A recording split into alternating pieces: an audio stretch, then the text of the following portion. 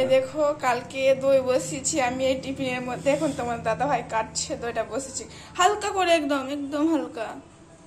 Wow, সুন্দর দই বসেছে তো না? হ্যালো বন্ধুরা, গুড মর্নিং। তোমরা সকলে কেমন আছো? আশা করি খুব ভালো আছো। আর আমরাও কিন্তু বেশ ভালো আছি। আজ হচ্ছে বুধবার, আর সকাল সকাল ঘুম থেকে উঠে পড়েছিলাম। প্রায় 5:30টার মতোই ঘুম থেকে উঠে পড়েছি। তোমার দাদা ভাই গিয়েছে দৌড়াতে, আমিও একটু সঙ্গে গিয়েছিলাম। আর আজ ফার্স্ট টাইম কিন্তু আমি ঠাকুরকে পুজো দিচ্ছি ফুল দিয়ে, কারণ এখানে ফুল না কোথায় আমি খুঁজতে যাওয়া বলো, তাই আর ফুল দিয়ে পুজো দেওয়া হয় না। তো আজকে গেছিলাম, ও দৌড়াতে গেছিলো, আমিও একটুখানি হাঁটতে গেছিলাম তার সঙ্গেই। তো ভাবলাম যে ফুলটা তুলে নিই। এদিকে ভাত ফুটছে আর এই যে মশলা কষানো চলছে। সম্পূর্ণ একদম কাঁচা লঙ্কা, একটুকু দিব না শুকনো লঙ্কা, শুকনো লঙ্কা একদমই দিব না। তো মশলা কষানো চলছে এদিকে। আর এই যে এদিকে রয়েছে মাছ। এই মাছগুলো দেখো কত বড় বড় সাইজ। দেখো এখানে ভাতটা উপর দিয়ে দিয়েছি আর রান্নাও হয়ে গেছে। এই যে মাছ, পাটা মাছ আলু দিয়ে, আজকে ধনে পাতা দিয়েছি মাছ। এই হচ্ছে আজকে রান্না বান্না। এই যে, আর ওদিকে ভাত টাত তো সব হয়ে গেছে, এবার জলটা খাওয়া যাক, কারণ মানে প্রচুর গরমের মধ্যে জল না খেলে হয় না। আর আমি তো আমাদের সেদিন বলেছিলাম আমাদের নতুন ফ্রিজ, সত্যি বলছি এই কলসিতে না জল এতটা পরিমাণে ঠান্ডা, কলসির জল খাওয়াও ভালো গরমের মধ্যে। আর সত্যি অনেক ঠান্ডা থাকে, অনেক মানে খাওয়া দাওয়ার পরে খেলে একটা মনটা শান্তি, আলাদাই শান্তি পাওয়া যায় জলটা খেয়ে। আর কি করব, জলটা ভরে না, জল টল খেয়ে একটু রেস্ট করব, আর কিছুই না।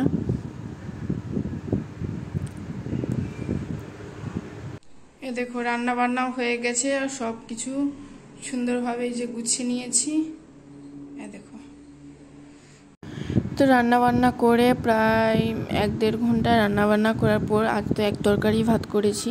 আমার মাছ টাছ হলে আমি এক তরকারি ভাতটা বেশি পছন্দ করি করতে। আর তোমার দাদা ভাইও মানে অত হাবিজাবি খেতে পছন্দ করে না, তাই আর ওর জন্য বিশেষ করে করা হয় না হাবিজাবি। তো এই এক তরকারি ভাত করেছি, তবু 1 থেকে 1.5 ঘন্টা সময় লেগেছে। আর এতে এখন জল টল খেয়ে একটু বাতাসে বসেছি ফ্যান লাগিয়ে। মানে কি বলবো, প্রচুর গরম গো, এদিকে প্রচুর গরম। আর রান্না বান্না করে তো বসেই ছিলাম, আর তোমার দাদাভাই যেহেতু এসেছিল না তো বসেই ছিলাম।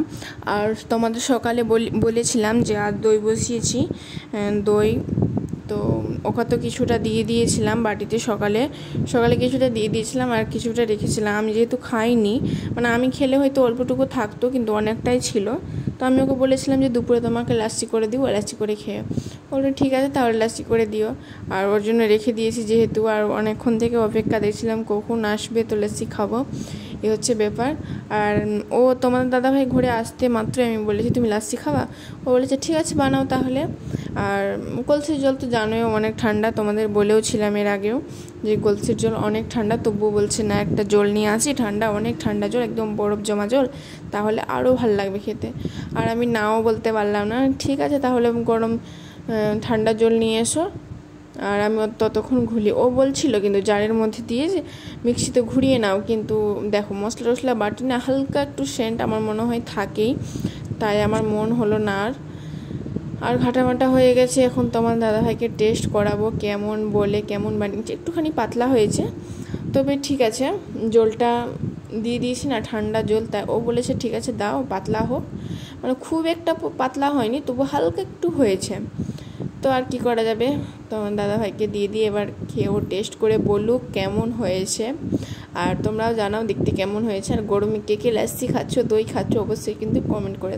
গরমের মধ্যে না দই টই খাওয়া খুবই ভালো। দেখো পুরো ফেনা ফেনা হয়ে গেছে একদম। আগে ওকেই দিই তোমার দাদাভাইকে,